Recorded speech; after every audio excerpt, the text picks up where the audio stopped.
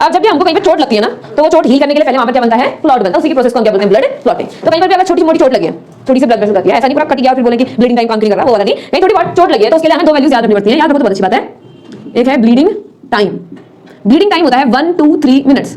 1 minute से 3 minute के बीच में खून बहता BLE होता है, खून बहता रहता है, ठीक है। और इसके बाद आता है क्लॉटिंग टाइम। बस टाइम याद रखना है और ऐसा कुछ है नहीं, तो समझना है 2 to 8 मिनट। खून कितनी जल्दी बंद हो जाता है, ध्यान दिया कभी तुमने? 2 से 1 से 3 मिनट तक खून बहेगा, उसके क्लॉट लग जाएगा 2 से 8 मिनट के बीच में, बहुत जल्दी क्लॉट लग जाता है। ठीक है, अगर ज्यादा समय तक क्लॉट खून बहता रहा तो हमारी बॉडी के अंदर से ब्लड की कमी हो जाएगी। ऐसे छेड़ते रहेगी तो फिर आते रहेगा। एक बार से दबा के छोड़ दो, वो कागज लगा के छोड़ दो, वो चिपक जाता है, क्लॉट बन जाता है। वैसे भी थोड़ी देर में खुद रुक जाता है अगर ज्यादा जोर से न कटा हो तो। प्लेटलेट्स कम होंगे फिर बॉडी में, काउंटिंग करवा लेना। प्लेटलेट काउंटिंग प्लेटलेट काउंटिंग करवा ले, तेरा प्लेटलेट कम हो रहा है मुझे लग रहा है, और कोई ऐसा खतरनाक रीजन तो नहीं होना चाहिए इसके लिए। ठीक है, तो हमारे पास में ब्लड का जब भी कट होता है तो ब्लीडिंग टाइम क्या होता है, नॉर्मल ब्लीडिंग टाइम 1 से 3 मिनट, और क्लॉटिंग टाइम क्या है 2 to 8 मिनट। ठीक है, अब जैसे ही हमें कहीं पर भी कट लगता है तो वहां पर एक कैस्केड ऑफ रिएक्शन शुरू हो जाता है। कैस्केड मतलब 1 by 1, स्टेप बाय स्टेप एक रिएक्शन का कैस्केड होता है। एक के नीचे एक के नीचे एक के नीचे झरने नहीं होते, ऊपर से झरने गिरता है, आगे जाकर दूसरा झरना गिरता है, आगे जाकर तीसरा झरना गिरता है, उसको कैस्केड कहते हैं। ठीक है, तो एक रिएक्शन का कैस्केड चलता है जिसके एज अ रिजल्ट में क्या बन जाता है, ब्लड का एक क्लॉट बन जाता है। तो सबसे पहले क्या होता है, हमारे पास में 2 टाइप की सेल्स। एक तो वो सेल्स हैं जो अभी डैमेज हुआ है, टिश्यू डैमेज्ड, और दूसरी हमारे पास में कौन है, प्लेटलेट्स। प्लेटलेट्स, ठीक है। प्लेटलेट्स और जो टिश्यू डैमेज हुआ है ये दोनों ही सिक्रीट करते हैं। किसको सिक्रीट करते हैं, दोनों सिक्रीट करते हैं एक केमिकल को जिसको हम थ्रोम्बोप्लास्टिन बोलते हैं। क्या बोलते हैं, thromboplastin, THROMBO plastin. Let me confirm the spelling of it, thromboplastin. ठीक है, ठीक है, हमारे पास में क्या बनता है, थ्रोम्बोप्लास्टिन बनता है। ये थ्रोम्बोप्लास्टिन रिलीज हुआ है टिश्यू और प्लेटलेट से। कब रिलीज होगा, जब कोई टिश्यू डैमेज होगा तभी रिलीज होगा, नहीं तो नहीं होगा। ठीक है, तो जब ये दोनों डैमेज हुए तो इन्होंने क्या बनाया, कलेक्टिवली थ्रोम्बोप्लास्टिन बनाया। और ये thromboplastin in presence of calcium and oxygen, इस पूरी रिएक्शन के लिए कैल्शियम का होना जरूरी है, इसलिए कैल्शियम की कमी में भी क्लॉटिंग नहीं होती है। हां, कैल्शियम भी टेस्ट करवा दो अपना। ठीक है, व्हाइट ब्लड सेल्स की कमी होती है, मर जाती है। थ्रोम्बोप्लास्टिन किसी की प्रेजेंस में कैल्शियम की और ऑक्सीजन की प्रेजेंस में ये थ्रोम्बोप्लास्टिन कन्वर्ट हो जाता है थ्रोम्बोकाइनेज में। देखो, हां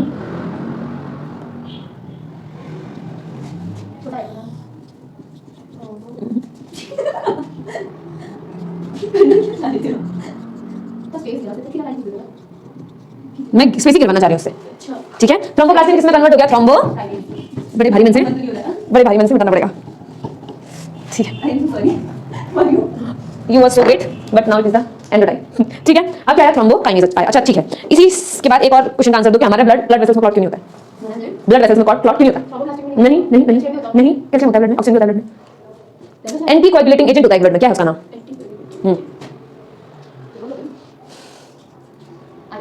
क्या हो गया तुम लोगों को, सोए तो नहीं रहते तुम लोग कहीं क्लास में। कोई एक ऐसा केमिकल होता है जो मैंने जब तुमको अर्थवर्म वगैरह पढ़ा, वो क्या होता है, लीच वगैरह पढ़ाती थी मैं एनिलेट, उस टाइम पे बताया था मैंने। हीरोटिन या तो अर्थवर्म निकालता है जो ब्लड क्लॉट नहीं होने देता है। मैंने बोला था किसी केमिकल को रोक देता है जो ब्लड क्लॉट होने से रोक रहा होता है। बॉडी के अंदर वो काम करता है, और अर्थवर्म जॉक में वो काम करता है, हिस्टामिन। उसमें क्या होता है, उसमें हिस्टामिन नहीं, उनमें क्या होता है, हीरोटिन। लीच वगैरह में क्या होता है, हीरोटिन। हमारे में क्या होता है, लीच की लार में हीरोटिन होता है जो सेम केमिकल के काम करता है हमारी बॉडी में। उसका नाम क्या है, हिपेरिन।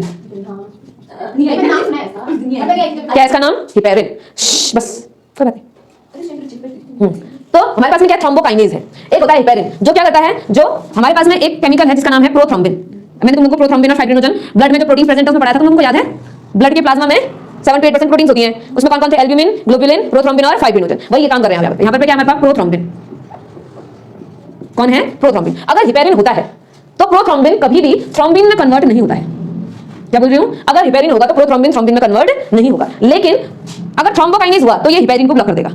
हिपेरिन को क्या कर देगा, ब्लॉक। हिपेरिन को अपना काम करने नहीं देगा। तो अभी तक हिपेरिन कोएगुलेशन होने से रोक रहा था, क्लॉटिंग होने से रोक रहा था। जैसे ही हिपेरिन का काम क्या हुआ, ब्लॉक हुआ, वैसे ही अब प्रोथ्रोम्बिन कहां में कन्वर्ट हो जाएगा, थ्रोम्बिन में कन्वर्ट हो जाएगा। किसकी प्रेजेंस में, in the presence of calcium. ठीक है, अब क्योंकि थ्रोम्बोकाइनेज हिपेरिन को रोक रहा है इसलिए उसको एंटी हिपेरिन भी बोलते हैं। क्या भी बोलते हैं, एंटी हिपेरिन। ठीक है, अब हमारे पास में क्या बन गया है, थ्रोम्बिन बन गया है। एक और चीज जिसका नाम क्या था, फाइब्रिनोजन। अब हमारे पास ब्लड में क्या है, फाइब्रिनोजन। फाइब्रिनोजन, ये फाइब्रिनोजन थ्रोम्बिन की प्रेजेंस में कन्वर्ट हो जाता है फाइब्रिन में। अब फाइब्रिन होता है फिलामेंटस। जो फाइब्रिनोजन होता है ना, सॉल्युबल होता है, ब्लड में डिसॉल्व फॉर्म में रहता है। ठीक है, फाइब्रिन क्या होता है, ब्लड में डिसॉल्व फॉर्म में नहीं रहता है, इनसॉल्युबल होता है। फाइब्रिनोजन के छोटे-छोटे मोनोमर मॉलिक्यूल हैं, लेकिन फाइब्रिन के फिलामेंट्स हैं, फाइबर्स हैं, फाइबर पॉलीमर है। अब जब फाइब्रिन के पॉलीमर होंगे तो पॉलीमर क्या करेंगे, नेटवर्क बनाएंगे, जाली जैसा बनाएंगे, और इन जाली में आकर के आरबीसी, डब्ल्यूबीसी, प्लेटलेट फंस जाएगी और बन जाएगा क्लॉट, हो जाएगी ब्लड क्लॉट। हाँ जाके सही टाइप का। यहाँ पर क्या बताना है फाइब्रिन कैसे एनिमेशन देखना एक बार जाकर यूट्यूब में फाइब्रिन का पूरा नेटवर्क बन जाता है ब्लड वेसल की, जहाँ पर रफ्चर हो गया वहाँ पर इधर से जाल बन जाता है। अब उसमें ब्लड तो आ रहा है थोड़ा बहुत शुरू में बाहर जाएगा, लेकिन धीरे धीरे इसके बीच में आरबीसी डब्ल्यूबीसी फंसेंगी तो वो रास्ते को ब्लॉक करते जाएंगे। जैसे छन्नी देखिए छन्नी में शुरू में डाल जाता है बार बार, लेकिन जो बड़ी बड़ी चीजें वो उसमें फंसते रहती हैं और एक समय के बाद क्या हो जाता है पूरा ब्लॉक हो जाता है। बिल्कुल ऐसा ही यहाँ पर भी होगा। हाँ वो छेद का साइज आरबीसी से भी छोटा होगा, डब्ल्यूबीसी से भी छोटा होगा। आरबीसी तो 7.5 माइक्रोन की होती है, काफी बड़ी होती है, डब्ल्यूबीसी तो उससे भी छोटी छोटी है। ठीक है, तो ये क्या करेगा, ये फाइब्रिन का एक नेटवर्क टाइप का बना देगा। इस नेटवर्क में ब्लड वेसल ब्लड कॉर्पसेल्स आकर के फंसती जाएंगी और क्या बन जाएगा, एक क्लॉट बन जाएगा। इसी को बोलेंगे ब्लड क्लॉटिंग। ठीक है, क्या हो रहा है सुनो, ए शुरू से सुनो, क्या नहीं होगा तो क्या नहीं होगा, ध्यान से सुनो। अगर इनमें से एक भी रिएक्शन रुक गई तो उसके आगे नहीं होगा। ठीक है, अगर रिपेयरिंग होगा तो यहाँ से नहीं बदलता तो ब्लड क्लॉटिंग नहीं हो पाती। रिपेयरिंग हमारे ब्लड के लिए बहुत जरूरी है, क्योंकि अगर रिपेयरिंग ना हो, अगर रिपेयरिंग नहीं हुआ मान लो, तो ये हमेशा प्रोथ्रोम्बिन थ्रोम्बिन फॉर्म में ही रहेगा ब्लड में। थ्रोम्बिन होगा तो फाइब्रिनोजन तो हमेशा है ही है, फाइब्रिनोजन फाइब्रिन में कन्वर्ट हो जाएगा ब्लड में, जहां तहां क्लॉट लग जाएंगे, रास्ता मस्ता सब जाम। कितने अच्छे से ब्लड क्लॉट निकालने में मजा आता है, फिर मेरा खून नहीं रुकता है। कभी तो रुकता होगा फिर। चल अब यहाँ देख, तो अगर रिपेयरिंग नहीं हुआ ब्लड में तो इससे आगे की रिएक्शन बड़े मजे से चलेगी, हमेशा चलते रहेगी और ब्लड जम जाएगा पूरा बॉडी के अंदर ही। ठीक है, इसीलिए हमने क्या करना पड़ता है, हिपेरिन को ब्लड में रखना पड़ता है, नहीं तो ब्लड नहीं फ्लो कर पाएगा जैसे फ्लो करता है ब्लड। हिपेरिन जो प्रोथ्रोम्बिन है उसको थ्रोम्बिन में बदलता है और थ्रोम्बिन ब्लड क्लॉटिंग कराता है। अभी क्या हिपेरिन बदलने से रोकता है। देखो प्रोथ्रोम्बिन है, प्रोथ्रोम्बिन थ्रोम्बिन में कन्वर्ट हो जाता है खुद ही। हाँ प्रोथ्रोम्बिन भी है पहले से, हमने ब्लड प्लाज्मा में पढ़ रखा है, प्रोथ्रोम्बिन भी है। प्रोथ्रोम्बियम नहीं था रे, प्रोथ्रोम्बिन था। थ्रोम्बियम लिखा है तुमने शायद, प्रोथ्रोम्बियम। हाँ प्रोथ्रोम्बिन, प्रोथ्रोम्बिन थ्रोम्बियम है वो, बिन है, प्रोथ्रोम्बिन है। ठीक है, अब सुनो, मैंने लिखा गलत है, इसने गलत लिखा है, प्रोथ्रोम्बिन ही होता है। तो पूछ रही हूँ मैं। ठीक है सुनो, प्रोथ्रोम्बिन और थ्रोम्बिन और फाइब्रिनोजन होता है ब्लड में। हमारे ब्लड में प्रोथ्रोम्बिन भी है, फाइब्रिनोजन भी है। ठीक है, प्रोथ्रोम्बिन बड़े मजे से कैल्शियम की प्रेजेंस में थ्रोम्बिन में बदल सकता है, कैल्शियम ब्लड में है ही है तो ये काम हमेशा हो सकता है। लेकिन हिपेरिन आया है, उसने बोला नहीं बदलने दूंगा, तो हिपेरिन क्या कर रहा है, रोक रहा है, प्रोथ्रोम्बिन को थ्रोम्बिन में नहीं बदलने दे रहा है। तो जब ठीक है, कट लगता है तब कैसे हिपेरिन नहीं होता? देखो जब कट लग रहा है तो टिश्यू क्या निकाल रहा है, थ्रोम्बोप्लास्टिन। प्लेटलेट्स भी क्या निकाल रहा है, थ्रोम्बोप्लास्टिन। थ्रोम्बोप्लास्टिन किस में बदल रहा है, थ्रोम्बोकाइनेज में। थ्रोम्बोकाइनेज बोल रहा है यहाँ हिपेरिन तू इधर आ, तू ब्लड क्लॉट क्यों नहीं होने दे रहा है। मतलब वो इतना सा निकाल दे रहा है कि हाँ, थ्रोम्बोकाइनेज इतना है कि वो हिपेरिन को रोक दे रहा है। थ्रोम्बोकाइनेज का काम है हिपेरिन को ब्लॉक करना। पहले से होगा ना कि थ्रोम्बोकाइनेज ये निकाल रहे हैं ना प्लेटलेट और टिश्यू, जब डैमेज हो रहा है। नॉर्मली में प्लेटलेट्स हैं हमारे पास में, निकाल नहीं रही है। ठीक है, नहीं निकाल रही। किसने भिजवाई? कब दे दीजिए। Thank you so much. मेरा काम है, जिसने भी भिजवा दिया है हो गया ना, बात खत्म। आम खाओ गुठली कौन गया, आप पी लीजिए चुपचाप, बस हो गया। ठीक है। हाँ क्या कह रही हूँ मैं, नॉर्मल ब्लड प्लेटलेट्स है नहीं, नॉर्मल ब्लड में नहीं होगा। ठीक है, क्या होगा, प्लेटलेट्स है हमारे पास में नॉर्मल ब्लड में, और शरीर में तो टिश्यू है ही है। लेकिन जैसे टिश्यू डैमेज होगा प्लेटलेट वहां पर आएगा। सबसे पहले तो प्लेटलेट कोशिश करता है क्लॉट बनवाने की। प्लेटलेट आएगा, डिटेक्ट करेगा कि क्या हो रहा है यहाँ पर पे ब्लड लीक हो रहा है वेसल से, तो प्लेटलेट क्या निकालेगा, थ्रोम्बोप्लास्टिन। साथ ही साथ जो टिश्यू डैमेज हो गया वो भी थ्रोम्बोप्लास्टिन निकालेगा, दोनों मिलकर थ्रोम्बोप्लास्टिन निकाल रहे हैं। ठीक है, थ्रोम्बोप्लास्टिन कन्वर्ट हो जाएगा थ्रोम्बोकाइनेज में, थ्रोम्बोकाइनेज हिपेरिन को पकड़ लेगा, बोलेगा आगे की रिएक्शन करने दे तो इनको। हिपेरिन रुक जाएगा तो फिर थ्रोम्बिन में बदल जाएगा, और थ्रोम्बिन फाइब्रिनोजन को फाइब्रिन में बदल देगा। फाइब्रिन के फाइबर्स बन जाएंगे, नेटवर्क बनाएगा और क्लॉट हो जाएगा। मैं ये नहीं पूछ रही, मैं पूछ रही हूँ जैसे कि नॉर्मल ब्लड फ्लो हो रहा है तो उस टाइम पे प्लेटलेट, उस टाइम पर प्लेटलेट हैं लेकिन काम नहीं करेंगे, निकालेंगे ना ना। नॉर्मल ब्लड में ये है और ये है, ये नॉर्मली है ब्लड में। ठीक है, और हिपेरिन भी है। लेकिन जैसे चोट लगी तो ये बन गया, इसने ये बनवाया, इसने हिपेरिन को रोक दिया, आगे की रिएक्शन खुद ही हो रही है। इसका काम है खाली हिपेरिन को रोकना। हिपेरिन रुक जाएगा तो ये कन्वर्ट हो जाएगा, ये कन्वर्ट हो जाएगा तो ये इसको कन्वर्ट कर देगा। तो जब तक हिपेरिन होगा ये कन्वर्ट नहीं होने देगा। हाँ यही है हिपेरिन का काम, इसलिए तो एंटीकोएगुलेंट बोलते हैं। कम हो गया तो हिपेरिन कम हो गया तो ब्लड में अंदर से क्लॉट बनने लग जाएंगे। इंसान मर जाएगा। अगर वो क्लॉट बॉडी के कुछ क्रूशियल जगह पर रह गए, जैसे अगर मान लो कभी कभी ऐसा होता है, ठीक है, कभी कभी क्या होता है हमारी बॉडी में क्लॉट बन जाते हैं ब्लड वेसल्स के अंदर ही, तो उसको हम बोलते हैं थ्रोम्बस क्लॉट, और एक होता है एम्बोलस क्लॉट। हाँ, थ्रोम्बस क्लॉट और एम्बोलस क्लॉट। जो थ्रोम्बस क्लॉट होता है ना, जैसे ये मान लो ब्लड वेसल है, यहाँ पर पे क्लॉट बन गया है, तो थ्रोम्बस क्लॉट में क्लॉट यहीं पर ही रहेगा। अब जहां पर बना उस पार्ट को डैमेज करेगा। अब ये ब्लड वेसल जिस भी चीज के लिए ब्लड लेकर के जा रही थी, उस ऑर्गन को क्या करेगी, ब्लड कम सप्लाई होने देगा, और इस ऑर्गन को ऑक्सीजन की क्या होगी, कमी होगी। लेकिन एम्बोलस क्लॉट और भयंकर है। क्यों भयंकर है? एम्बोलस क्लॉट बनेगा यहाँ, फिर टूट जाएगा यहाँ से और ब्लड के साथ फ्लो होने लग जाएगा। अभी तो ब्लड वेसल मोटी है तो ये फ्लो हो रहा है। मान लो ब्लड वेसल आगे जाकर के कैपिलरीज में टूटी और ये ब्लड वेसल पतली हो गई, यहाँ से क्लॉट आया, क्लॉट ने तो इसको ब्लॉक कर देना है पूरा, ब्लड फ्लो ही नहीं होने देगी, ब्लड फ्लो ही नहीं होने देगा। इसलिए एम्बोलस वाला क्लॉट ज्यादा हार्मफुल होता है, ज्यादा नुकसान कर सकता है। थ्रोम्बस क्लॉट अभी लिखाऊंगी मैं कौन कौन सा है, थ्रोम्बस और एम्बोलस। ये क्या है? ये दोनों ऐसे क्लॉट हैं जो चलती हुई ब्लड वेसल में, मतलब बॉडी के अंदर बिना डैमेज हुए ब्लड वेसल के अंदर बन जाते हैं। थ्रोम्बस क्लॉट तो जहां बनता है वहीं रहता है, एम्बोलस क्लॉट जहां बनता है वहां से ट्रेवल करते रहता है। चलेगा, इंसान मर गया। अब मान लो ये क्लॉट घूमते फिरते कहाँ पहुंच गया, हार्ट की कोरोनरी आर्टरीज में पहुंच गया, तो coronary artery block, heart failure. इंसान डेंगू में कौन सा क्लॉट होता है?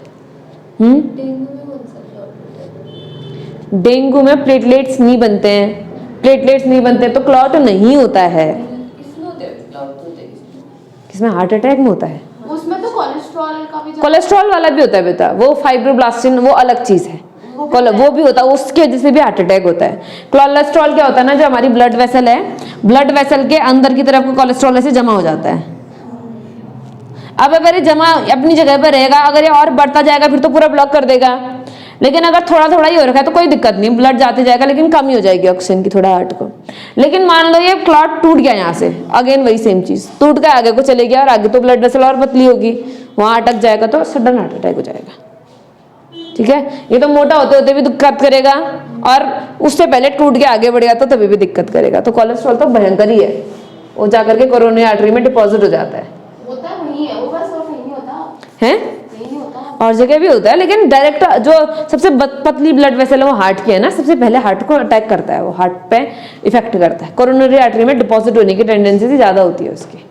ऐसे तो बॉडी के सब ब्लड वेसल में होगा डिपॉजिट, ऐसा नहीं सिर्फ हार्ट में होगा, मगर हार्ट में सीधे डायरेक्ट अटैक करता है। क्यों? क्योंकि हार्ट की ब्लड वेसल्स थोड़ा ज्यादा पतली होती है, तो हार्ट में अटैक होगा तो पूरी बॉडी सफर करेगी ना। बाकी किसी एक छोटे मोटे ऑर्गन पे कोई इफेक्ट हो गया है तो हो सकता है कि ब्लड वेसल को वहीं पर ब्लॉक कर दिया जाए, या फिर हो सकता है कि उस ब्लड वेसल को डिस्ट्रॉय कर दिया जाए, या फिर तो फ्लो बहुत ज्यादा होता है ना, स्पीड बहुत होती है, तो प्रेशर से तो अब एक वो समझ तू कि वो होते हैं, क्या बोलते हैं, बड़े बड़े पाइप्स होते हैं पानी वाले, ठीक है, उसमें पानी कितने फोर्स से आता है, लेकिन अगर बीच में उसमें बूजा भर दे तू स्ट्रॉन्ग वाला एकदम, तो वो थोड़ी तोड़ के आगे जा पाएगा, वो फंस गया ऐसा समझ ले। वो क्लॉट जो है ना एकदम फंस गया, पीछे से ब्लड, अगर वो क्लॉट बहुत ज्यादा बड़ा नहीं है और वो टूट सकता है तो ब्लड आएगा तो वो तोड़ देगा, बचा लेगा इंसान को। लेकिन मान लो नहीं टूटा, ज्यादा बड़ा है क्लॉट, नहीं टूट रहा है, ना आगे को बढ़ रहा है ना पीछे को आ रहा है, कि वहां से भी ब्लड फोर्स लगा रहा होगा जो बाहर आना चाहता है, ठीक है, वो वहां से जम रहा है वो, तो वो भी फोर्स लगाएगा, लेकिन ये ना आगे जा रहा है ना पीछे आ रहा है, जब अपनी जगह अटक गया तो ब्लड अब आगे जा ही नहीं पाएगा, वहां से खाली हो जाएगा वेन से, यहाँ से आगे पूरा बंद, यहाँ से आगे ब्लड खत्म धीरे धीरे। हाँ, फिर इस बाईपास सर्जरी में इसको हटाया जाता है। और ये जब अगर मान लो एक सर्जरी में ऐसा भी होता है जिसमें जो आर्टरी होती है ना, कोरोनरी आर्टरी, वो थोड़ा ऐसे सिकुड़ जाती है, उसके ऊपर ऐसे स्प्रिंग लगा दिया जाता है। ये पूरा, हाँ, ये कोलेस्ट्रॉल हटाते हैं फिर स्प्रिंग लगा देते हैं ताकि वो गोल बनी रहे, कोलैप्स ना करे। ठीक है, वो तो अभी हम और हार्ट वार्ट पढ़ेंगे तब थोड़ा और समझ में आ जाएगा। फिलहाल हम क्लॉट पढ़ रहे थे, कौन कौन से होता है, थ्रोम्बस क्लॉट और एम्बोलस क्लॉट। अगर ये क्लॉट कोरोनरी आर्टरी में जाकर के बन जाए तो इसकी वजह से क्या होगा, इसकी वजह से हार्ट फेलियर होगा, हार्ट अटैक होगा। अगर ब्रेन में जाकर के हो जाए ये थ्रोम्बस क्लॉट तो उसको हम सिफेलिक थ्रोम्बस बोलते हैं। ये जो थ्रोम्बस है ये ब्रेन में भी हो सकता है, हार्ट में भी हो सकता है, हार्ट में होगा तो बोलेंगे कोरोनरी थ्रोम्बस, अगर ब्रेन में होगा तो क्या बोलेंगे, सिफेलिक थ्रोम्बस। अगर सिफेलिक थ्रोम्बस होगा तो ब्रेन के किसी एक पार्ट को ब्लड नहीं मिलेगा और बॉडी हो जाएगी पैरालाइज्ड। ब्रेन के किसी पार्ट को ऑक्सीजन नहीं मिलेगा तो बॉडी हो जाएगी पैरालाइज्ड, पैरालिसिस हो सकता है। इंसान कोई गलती क्यों है? गलती है ना, बॉडी के अंदर हेपेरिन का अमाउंट नहीं बना पाया वो ढंग का। वो बॉडी मतलब बाहर से नहीं दे सकते हैं? हेपेरिन दे सकते हैं, जब भी हमको एंटीकोएगुलेंट अलग से देने पड़ते हैं ब्लड में, तो फिर हम क्या करते हैं, हम इसको ब्लॉक कर देते हैं यहाँ से, थ्रोम्बोप्लास्टिन को थ्रोम्बोकाइनेज में बदलने नहीं देते हैं, थ्रोम्बोप्लास्टिन निकलने नहीं देते हैं, तो ब्लड क्लॉटिंग रुक जाती है। हम आर्टिफिशियली भी रोक सकते हैं, या फिर हम आर्टिफिशियली क्लॉट भी बनवा सकते हैं। फर्स्ट स्टेप में मिनी एडाइमेज थ्रोम्बोप्लास्टिन डाल दो, थ्रोम्बोकाइनेज में कन्वर्ट होगा, हेपेरिन को रोकेगा, क्लॉट बन जाएगा। क्लॉट बनाना ही नहीं है किसी को। अरे यार चोट लग गई तो क्या होगा? अच्छा कोई अगर मान लो किसी की बॉडी में नहीं बन रहा है क्लॉट, तो क्लॉट बनवाया जाएगा ना आर्टिफिशियली। या फिर किसी की बॉडी में अंदर क्लॉट बन गया है, जैसे जैसे कई बार क्या होता है, चोट लग जाती है और ब्रेन के अंदर क्लॉट रह गया है बोलते हैं, फिर उसको डिसॉल्व किया जाता है केमिकल्स वगैरह डाल करके, ठीक है, वो डिसॉल्व करते हैं उनको, ब्लड के जो भी क्लॉट्स बने हुए होते हैं, या तो सर्जिकल मेथड से रिमूव कर दिया जाता है, अगर रिमूव करने में रिस्क है तो फिर केमिकल्स के थ्रू उसको डिसॉल्व करवाया जाता है। ब्लड क्लॉटिंग बड़ा मजेदार चीज है, लेकिन थोड़ा सा खतरनाक भी है, ठीक है। तो ब्लड क्लॉटिंग में कितने स्टेप है? 3 स्टेप हैं। एक है थ्रोम्बोप्लास्टिन का रिलीज, एक है थ्रोम्बोप्लास्टिन का रिलीज, दूसरा है प्रोथ्रोम्बिन का थ्रोम्बिन में कन्वर्ट होना, और तीसरा है फाइब्रिनोजन का फाइब्रिन में कन्वर्ट होना। 3 स्टेप में ब्लड क्लॉटिंग की प्रोसेस पूरी की पूरी क्या हो जाएगी, खत्म। टोटल ना ऐसे ब्लड क्लॉटिंग के 13 फैक्टर होते हैं, इतनी छोटी नहीं होती रिएक्शन, बहुत लंबी होती है। 13 फैक्टर होते हैं जो एक साथ मिलकर ब्लड क्लॉटिंग करते हैं, लेकिन हमको क्या पढ़नी है, सिंपल वाली पढ़नी है, तो हमने इसको थोड़ा मल्टी स्टेप के बदले कंपाइल करके, इसी के बीच में 3-4 स्टेप और होते होंगे, हमने उनको छोड़ दिया, हमने कहा छोड़ो, शॉर्ट शॉर्ट पढ़ते हैं जितने हमको जरूरत है, ठीक है। क्या पढ़ना है? एबीओ सिस्टम पढ़ना है। अच्छा, ये जो ब्लड के क्लॉटिंग फैक्टर्स होते हैं, ये कहाँ बनते हैं? ब्लड के ये भी मैंने बोला था ना, ब्लड का कोई भी चीज ब्लड में नहीं बनता, वो नर्व में बनता है। नहीं, कहाँ बनते हैं? नोड्स क्या बोला क्या? ब्लड के clotting factors, blood clotting factors BCF कहाँ बनते हैं? स्प्लीन, लिवर, सब बोलते हैं, कुछ तो होगा, लीवर में बनते हैं, ठीक है। इनको बनाने के लिए कौन सा विटामिन जरूरी है? विटामिन के जरूरी है। तो हो सकता है तेरे में विटामिन के की भी कमी हो रही हो। तो देख दिखा लेना यार, तो अपना पूरा भूगा रहा, बाद में कराओगे पूरा फुल बॉडी, ऊपर से नहीं लेके नीचे तक सब कुछ चेक करा एक बार, जरूर। ठीक है। अच्छा, हमारे पास क्या था? ब्लड था। अगर ब्लड में से ब्लड सेल्स को हटा दूं मैं, तो उसको हम क्या बोलते हैं? प्लाज्मा। अगर प्लाज्मा में से मैं इनको हटा दूं, किनको? ब्लड क्लॉटिंग फैक्टर्स को, तो इसको हम बोलते हैं सीरम, जिसको यूज किया जाता है अलग अलग ट्रीटमेंट्स में, सीरम ट्रीटमेंट्स में, ठीक है, याद रहेगा। फोटो उतार लो, मतलब खींच लो। आजकल हाँ सब तो कर सकते हैं ना, पहले हम फोटो नहीं खींचते थे, खुद मेरा तो फोन ही फोटो से भरा हुआ है, क्या बोलेंगे? बना के डिलीट कर दे, फिर जमा के क्यों रखा हुआ है तूने? नहीं मैंने आधी से ज्यादा बनाई नहीं है, अब फोटो तो सही है। रुको, ये भी अच्छा है। अब वो लपेट जा रहा है मेरे पाँव के ऊपर, मैं क्या कर सकती हूँ? एक तो मेरे सामने चमक रहे हैं। चलो, दिखाने का हमारी जरूरत है हमको उतारने का। ये भेज दूंगी मैं, इसको उतार लेना, ये तो छोटा ही है, ठीक है, और साथ में इसको बना लेना फ्लो चार्ट को, और ये थ्रोम्बस और वो एम्बोलस तो बता ही दिया मैंने, भेज दूंगी, तो उतार लेना, क्या ही करना है तुमने, उतारो फटाफट फटाफट, ठीक है। चलो, अब हम पढ़ते हैं ब्लड ग्रुपिंग। ब्लड ग्रुपिंग है हमारे पास में 2, एक है ABO ब्लड ग्रुपिंग और दूसरी है RH ब्लड ग्रुपिंग, ठीक है। ABO ब्लड ग्रुपिंग में हम पढ़ लेते हैं कि होता क्या क्या है, ठीक है। मुझे देना पर दिल में ही लिखूंगा, नहीं मैं चलो मैं सबसे पहले वाले में लिखूंगी जीन, फिर लिखूंगी एंटीजन, फिर लिखूंगी एंटीबॉडी और फिर लिखूंगी डोनर और एक्सेप्टर। ठीक है, सबसे पहले है जीन, फिर है antigen,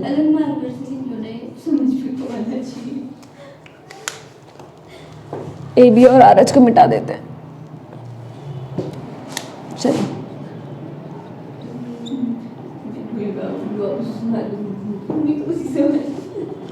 antigen, anti body, donor. Donor के हिसाब से एक्सेप्टर भी हम कर ही लेंगे, इसमें एक्सेप्टर भी लिखा है क्या अलग से? डोनर डोनर लिखा, चल जाएगा। ठीक है, अब सुन लो, हमारे पास में सबसे पहला जो ब्लड ग्रुप होता है वो होता है ब्लड ग्रुप ए। ठीक है, अब ब्लड ग्रुप ए दो कंडीशन में हो सकता है। तुम लोगों को क्लास 12th में पढ़ना है कोडोमिनेंस, ये कोडोमिनेंस का एक एग्जांपल है। ठीक है, हमारे पास में A B O blood grouping के लिए 3 जीन है। कितने जीन है? 3 जीन। एक है आई ए जीन, एक है आई बी जीन और तीसरा है आई ओ, या फिर इसको हम स्मॉल आई लिखते हैं। 3 जीन है। ये आई ओ वाला जीन है रिसेसिव। रिसेसिव मतलब जिसके साथ होगा उसकी चलने देगा। अगर आई ए के साथ है तो उसकी चलने देगा, आई बी के साथ है तो उसकी चलने देगा, अपना दूसरा भी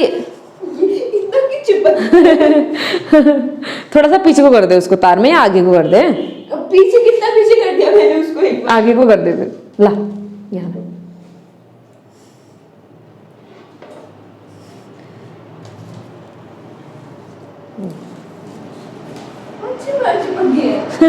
अब यहाँ देखो, ये क्या है? रिसेसिव जीन है। रिसेसिव जीन मतलब जो सबकी चलने देता है।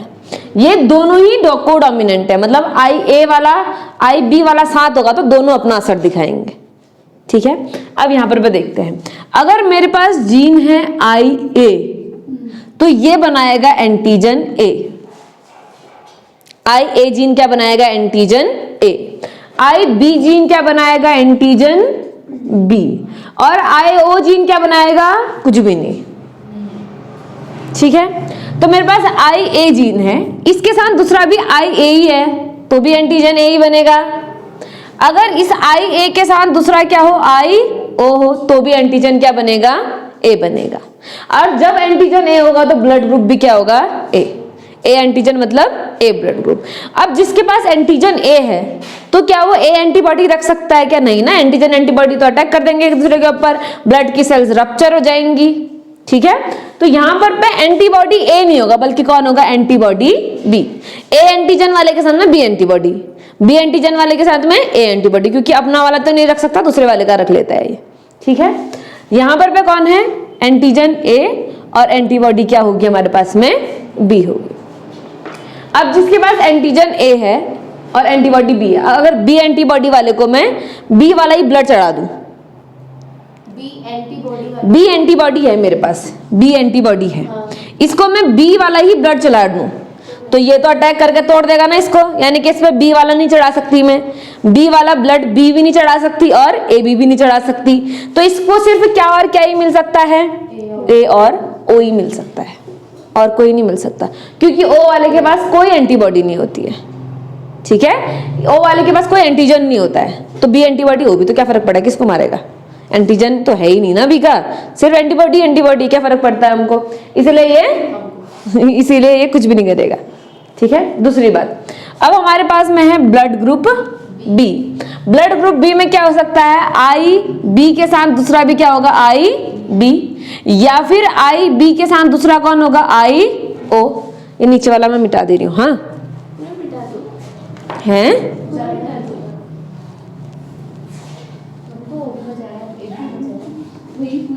लो ठीक है।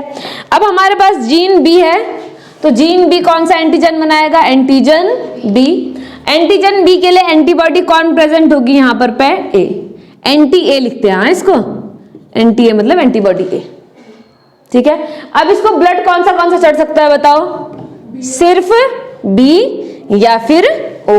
क्योंकि ये वाला चढ़ाएंगे तो ये तोड़ फोड़ देगा। चलेगा इतना। तीसरा हमारे पास में कौन है? तीसरा हमारे पास में है blood group A B. Blood group A B वाले में कौन होता है? आई ए आई बी, यानी कि ए वाला अपना एंटीजन बनाएगा, बी वाला अपना एंटीजन बनाएगा, दबने वाला दोनों में से कोई भी नहीं है। तो जब दोनों ने ही अपना एंटीजन बना दिया तो अब कोई एंटीबॉडी प्रेजेंट नहीं होगी, तो यहाँ पर एंटीबॉडी होती है निल, यानी कि कोई भी एंटीबॉडी प्रेजेंट नहीं होती। तो इसको कोई भी कुछ भी दे सकता है, एंटीबॉडी तो है ही नहीं, तो यानी कि ए वाला भी दे सकता है, बी वाला भी दे सकता है, ए बी वाला भी दे सकता है और ओ वाला भी दे सकता है। ओ तुम तो देवता आदमी हो, हाँ तू तो देव मानुस निकला रे वाला डायलॉग। ठीक है, अब लास्ट हमारा कौन है? ओ।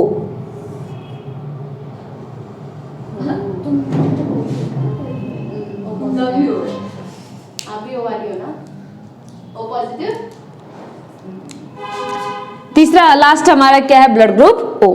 और ओ कब हो सकता है? जब दोनों के दोनों कौन से वाले हों? आई ओ, या फिर हम इसको स्मॉल आई भी लिख सकते हैं। यानी कि यहाँ पर कोई भी एंटीजन नहीं होगा, कोई भी एंटीजन नहीं होगा तो दोनों एंटीबॉडी होंगी, और इसको ब्लड ग्रुप कोई भी नहीं दे पाएगा, सिर्फ और सिर्फ कौन दे पाएगा? ओ दे पाएगा, और कोई इसको ब्लड नहीं दे पाएगा। बेचारा है तो यूनिवर्सल एक्सेप्टर, यूनिवर्सल डोनर, लेकिन दे किसी को नहीं, अपना ब्लड ले किसी को इससे नहीं सकता। मैं सिर्फ ओ से ही ले सकती हूँ। ठीक है, देखो ओ वाला क्या है? यूनिवर्सल डोनर, और ए बी वाला क्या है? Universal acceptor.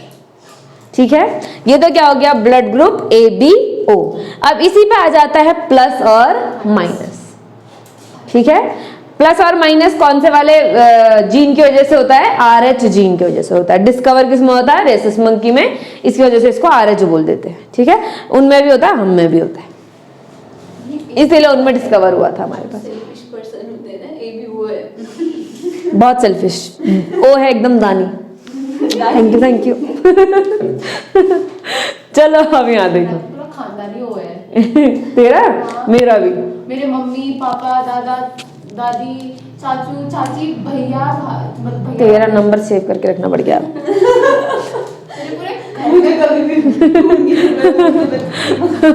सबसे पहले मैं तुझे फोन करूंगी, तेरे घर में कोई ना कोई तो होगा ही अवेलेबल। हाँ सब वो वाले तो वो क्या नहीं, ऐसा बोलते हैं कि नहीं होना चाहिए same blood group. Same blood group मतलब हमारे पास सारे जीन रिसेसिव ही हैं, मदर साइड से भी फादर साइड से भी। ये जीन दोनों समय रिसेसिव है। अच्छा नहीं होता कहते हैं हमारे सेम ब्लड ग्रुप होना पेरेंट्स का। नहीं क्यों? मैंने सुना था कहीं पे पढ़ा था मैंने, नहीं अच्छा नहीं होता, तो मेरे तो सब में ही है। ऐसा कुछ नहीं है, बहुत सारी फैमिलीज में सेम होता है, क्योंकि कोई एक ना एक हेटेरोजाइगस निकल ही जाता है। तो फादर का ये है तो बच्चे का भी ये हो जाता है, या फिर मदर का ये है तो बच्चे का भी ये हो जाता है, ऐसा होता ही है। ठीक है, दोनों का ये होगा तो बच्चे का तो ये होगा ही होगा, या वो भी हो सकता है। ठीक है, चलो इतना ठीक है। अब हम आते हैं RH एंटीजन। अगर RH एंटीजन है तो ब्लड ग्रुप होगा पॉजिटिव, और अगर RH एंटीजन नहीं है तो ब्लड ग्रुप होगा नेगेटिव। ठीक है, RH एंटीजन है तो उसकी एंटीबॉडी नहीं होगी, RH एंटीजन है ही नहीं तो उसकी एंटीबॉडी भी नहीं होगी। यहाँ पर पे एंटीबॉडी भी नहीं होती है। ठीक है, ऐसा नहीं एंटीजन नहीं है तो एंटीबॉडी होगी, ऐसा नहीं है। ठीक है, RH नेगेटिव वाले के पास में ना तो एंटीजन है ना ही एंटीबॉडी है, इसीलिए RH नेगेटिव किसी को भी ब्लड दे सकता है। किसी को भी कहने का मतलब है मेरा, इसके साथ ध्यान में रखते हुए। ठीक है, जैसे A पॉजिटिव वाला A नेगेटिव वाले को नहीं दे सकता, लेकिन A नेगेटिव वाला A पॉजिटिव वाले को दे सकता है, क्योंकि A नेगेटिव वाले के पास कोई एंटीजन या एंटीबॉडी कुछ भी नहीं है। O नेगेटिव वाला एक्चुअल में यूनिवर्सल डोनर है, और वो किसी से नहीं ले सकता। उसको लेना भी नेगेटिव से ही पड़ेगा, क्योंकि अगर O पॉजिटिव हुआ किसी का, उससे उसने ब्लड ले लिया, तो जैसे ही पॉजिटिव एंटीजन आया बॉडी बना देगी एंटीबॉडी, और उस ब्लड को पूरा डिस्ट्रॉय करके रख देगी। हाँ, हमारे क्लास में ना एक उसको O नेगेटिव ही चढ़ सकता है, नेगेटिव वालों को नेगेटिव ही चढ़ सकता है। A नेगेटिव वाले को A नेगेटिव या O नेगेटिव चढ़ेगा, B नेगेटिव वालों को B नेगेटिव या O नेगेटिव चढ़ेगा, AB नेगेटिव वालों को AB नेगेटिव या A नेगेटिव या B नेगेटिव या O नेगेटिव चढ़ेगा। ठीक है, और ओ नेगेटिव वालों को सिर्फ ओ नेगेटिव चढ़ेगा। पॉजिटिव वाले दोनों ले सकते हैं, ए पॉजिटिव वाला ए पॉजिटिव भी ले सकता है, ए नेगेटिव भी ले सकता है। ओ नेगेटिव वालों के लिए ओ नेगेटिव वालों के लिए बड़ी दिक्कत है, ठीक है। एक रेयर ब्लड ग्रुप और मिला था, बॉम्बे ब्लड ग्रुप। दुनिया में शायद 5-7 ही लोगों के पास है, पता नहीं कितने लोग, एक मुंबई में किसी के पास मिला है बॉम्बे ब्लड ग्रुप, बहुत ज्यादा रेयर ब्लड ग्रुप है। देखना बॉम्बे ब्लड ग्रुप, बॉम्बे में डिस्कवर हुआ था इसलिए बॉम्बे ब्लड ग्रुप कहते हैं उसका नाम। बहुत ही ज्यादा रेयर ब्लड, उसमें ब्लड में एक और कोई एंटीजन है, उसके बारे में बहुत ज्यादा डिटेल अभी मैंने पढ़ा भी नहीं है और है भी नहीं हमारे उसमें, है वो बेचारा ब्लड ना दे सकता है ना। उसके लिए तो एक केस आया था बॉम्बे ब्लड ग्रुप का, उसके लिए दूसरे शहर से इंसान को बुलाना पड़ा था कि ब्लड दे दो करके, इतना रेयर है वो। बहुत ही कम लोगों को है दुनिया में, 1% के पास भी नहीं है बॉम्बे ब्लड ग्रुप, पूरी दुनिया में 1% लोगों के पास भी नहीं है, बहुत कम लोगों के पास है। घर जाकर के देखना बॉम्बे ब्लड ग्रुप के बारे में, ठीक है। ये क्या हो गया, एबीओ ब्लड ग्रुप और आरएच ब्लड ग्रुप हो गया, ठीक है। अब आरएच ब्लड ग्रुप का एक केस तुम्हारी बुक में दिया हुआ है। बुक में क्या केस दिया हुआ है, एक मदर है, उड़ी उड़ी उड़ी, एक कौन है, मदर है। मदर का ब्लड ग्रुप है आरएच नेगेटिव वाला। क्या है मदर का ब्लड ग्रुप, आरएच नेगेटिव वाला। या फिर बुक में ओ नेगेटिव ही दिया है, पता नहीं, आरएच नेगेटिव दिया खाली। ब्लड ग्रुप क्या है, आरएच नेगेटिव। अब इसके हस्बैंड का तो पॉजिटिव हो सकता है ना। पहला जो बच्चा होगा, फर्स्ट बेबी, अगर उसके पास फादर से आ गया जीन, तो बच्चा कैसा हो जाएगा, आरएच पॉजिटिव वाला। मदर कैसी है, नेगेटिव वाली, बच्चा कैसा है, पॉजिटिव वाला। कोई फर्क नहीं पड़ता, क्योंकि मदर और बच्चे का ब्लड मिक्स नहीं होता है ड्यूरिंग द डेवलपमेंट। बीच में प्लेसेंटा है ना, प्लेसेंटा से इधर मदर का ब्लड, प्लेसेंटा से उधर बच्चे का ब्लड, मिक्स नहीं होता कभी भी। तो खाना पीना न्यूट्रिशन कैसे जाता है, डिफ्यूजन के थ्रू। डिफ्यूजन, ये ब्लड वेसल मदर की, ये ब्लड वेसल बच्चे की, यहाँ ऑक्सीजन डिफ्यूज होगा इधर, यहाँ कार्बन डाइऑक्साइड डिफ्यूज होगा उधर, मिक्स नहीं होता है। तो जब प्लेसेंटा कटती है तो इस साइड दोनों वो क्यों करते हैं, यहाँ पे पिन लगाते हैं ताकि अम्बिलिकल कॉर्ड को, अभी बता रही हूँ, पहले एक बार सुन, इसको सुन पहले, ठीक है। मदर और बच्चे का ब्लड कभी भी मिक्स नहीं होता, लेकिन जब डिलीवरी होती है तो डिलीवरी के समय प्लेसेंटा, वो अम्बिलिकल कॉर्ड टूटती है, प्लेसेंटा ब्रेक होता है। प्लेसेंटा में बच्चे का खून भी है, मदर का खून भी है, और बच्चे का खून हो सकता है कि मदर के खून के कांटेक्ट में आ जाए, और जैसे ही हो सकता है, जरूरी नहीं हो, जैसे ही बच्चे का खून थोड़ा भी मदर के खून के कांटेक्ट में आएगा, मदर का खून एंटीबॉडी बनाने लग जाएगा। अब मदर की बॉडी में एंटीबॉडी बन गई है, मदर है नेगेटिव वाली, मगर इसकी बॉडी में एंटीबॉडी बन गई है, एंटी आरएच। क्या बन गया है, एंटी आरएच बन गया है इसकी बॉडी में। अब समझना वो जो पिन क्यों लगाते हैं, क्योंकि बॉडी, जो बच्चा है, बच्चे की बॉडी से ब्लड वेसल गई है उस अम्बिलिकल कॉर्ड में, वो अम्बिलिकल कॉर्ड से प्लेसेंटा टूट चुका है। अब अगर उसको वैसे ही छोड़ देंगे तो यहाँ से सारा ब्लड निकलता जाएगा, बच्चा मर जाएगा। तो इसलिए उस कॉर्ड को काट करके पिन लगा देते हैं ताकि उससे बाहर खून न जाए, ब्लड वेसल्स को ब्लॉक कर दिया है हमने। सूख भी जाती है, हाँ, फिर वो धीरे धीरे इस वाले का काम खत्म हो गया ना, तो यहाँ ब्लड आएगा ही नहीं, तो धीरे धीरे ये सूख जाएगी और खत्म हो जाएगी, हट जाती है यहाँ से। क्या कहते हैं, मदर की बॉडी से खून आएगा या बच्चे की बॉडी से खून, कहाँ, जब वो कटता है बच्चे की बॉडी से, बच्चे की बॉडी से। ऐसा समझ लेना, ये एम्बिलिकल कॉर्ड है और ये प्लेसेंटा, ये मदर के यहाँ चिपका हुआ है ऐसे। मदर के खून का कोई लेना देना नहीं है, लेकिन बच्चे के ब्लड वेसल पूरी घूम रही है प्लेसेंटा में, ठीक है।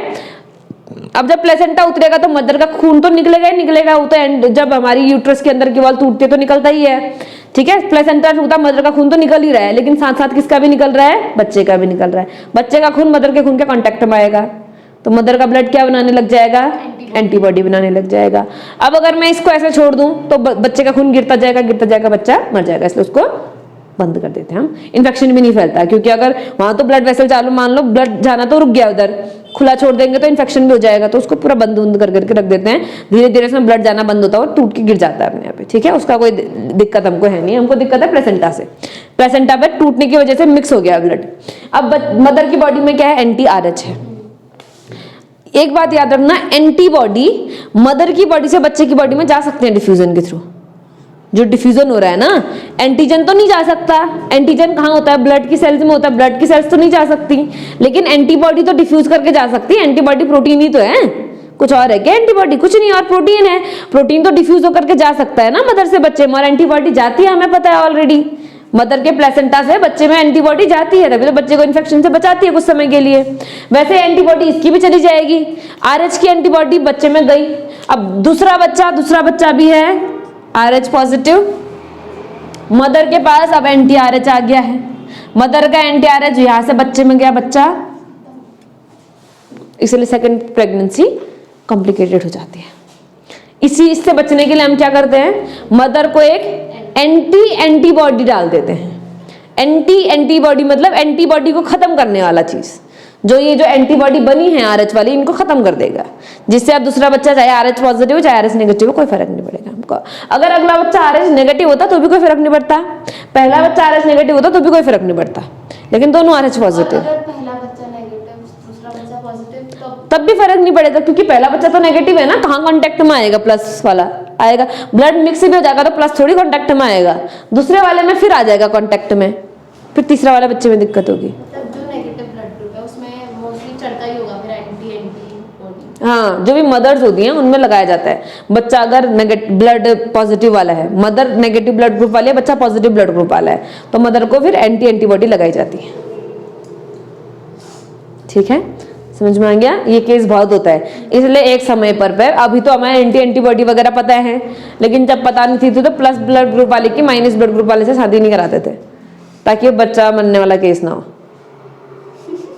अब मान लो किसी की फर्स्ट प्रेगनेंसी हुई, बच्चा प्लस ब्लड ग्रुप वाला था, लेकिन किसी वजह से नहीं रह पाया, अबॉर्ट हो गया, इसका तो दूसरा बच्चा हो ही नहीं पाएगा कभी, मतलब इसका तो पहला ही बच्चा नहीं हो पाएगा कभी, ये वाला तो क्योंकि रहा नहीं, किसी वजह से अबॉर्ट हो गया, तो अब जो नया बच्चा आएगा उसके लिए तो यहाँ पर एंटीबॉडी बनी हुई है पहले से, हो तो उसको आने तक ही मार देगा, तो ये कभी प्रेग्नेंट नहीं हो पाएगी ये लेडी। इसीलिए पहले शादी नहीं करते थे, नेगेटिव वाली लड़की कभी पॉजिटिव वाले लड़के से शादी नहीं करती, लड़का नेगेटिव वाला को कोई फर्क नहीं पड़ रहा, खून थोड़ी जा रहा है। ठीक है, उसके खून का तो कोई लेना देना नहीं है ना हमको, मदर के ब्लड से लेने देना है, इसलिए नेगेटिव वाले से ब्लड करते हैं। जैसे ब्लड का जो फैक्टर होता है वो जीन में होता है, वो क्या है डीएनए में। कौन सा फैक्टर? ये जो क्या आएगा, एंटीजन है, नहीं एंटीजन नहीं, जैसे ग्रुप ब्लड ग्रुप क्या IG और IO वाला। हाँ, ये जो लिखा रही है जीन, ये डीएनए में तो है, ये होगा उसमें। हाँ, अगर डीएनए मेरा IA वाला है तो वो प्रोटीन बनाएगा, और वो प्रोटीन होगी A, एंटीजन A कहेंगे हम उसको। डीएनए बनाता है प्रोटीन, प्रोटीन जाके RBC की मेम्ब्रेन से चिपक जाती है, ठीक है। अगर वो जीन होगा ही नहीं, प्रोटीन भी नहीं बनेगी। जैसे IA वाला जीन नहीं है तो A एंटीजन कभी बनेगा ही नहीं, ब्लड ग्रुप A नहीं हो सकता फिर, ठीक है। IB वाला जीन भी नहीं है तो B एंटीजन भी नहीं बनेगा, ब्लड ग्रुप B भी नहीं हो सकता, A भी नहीं B भी नहीं, मतलब ब्लड ग्रुप क्या O।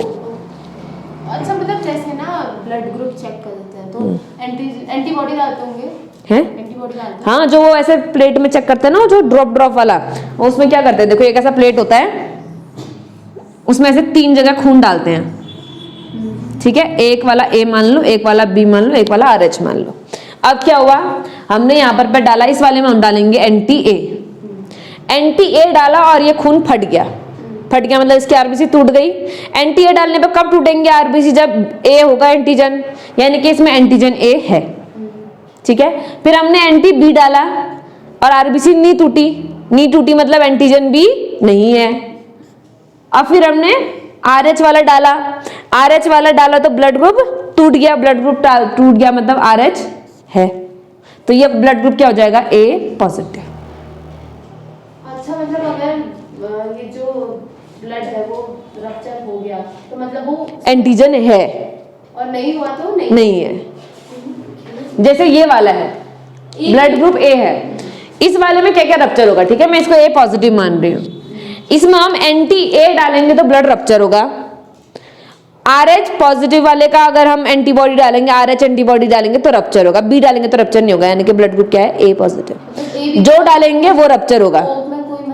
O वाले में जब हमारा O है तो A डालेंगे तो नहीं होगा रप्चर, ये भी नहीं है, B डालेंगे ये भी रप्चर नहीं हुआ, मतलब क्या है, O। अब हमने ये डाला, ये भी रप्चर नहीं हुआ तो मतलब O नेगेटिव, और अगर रप्चर हो गया तो मतलब O पॉजिटिव। एक चीज रप्चर होती है, बाकी दो नहीं रप्चर होती, ठीक है, याद रख पाएंगे, बहुत अच्छी बात है।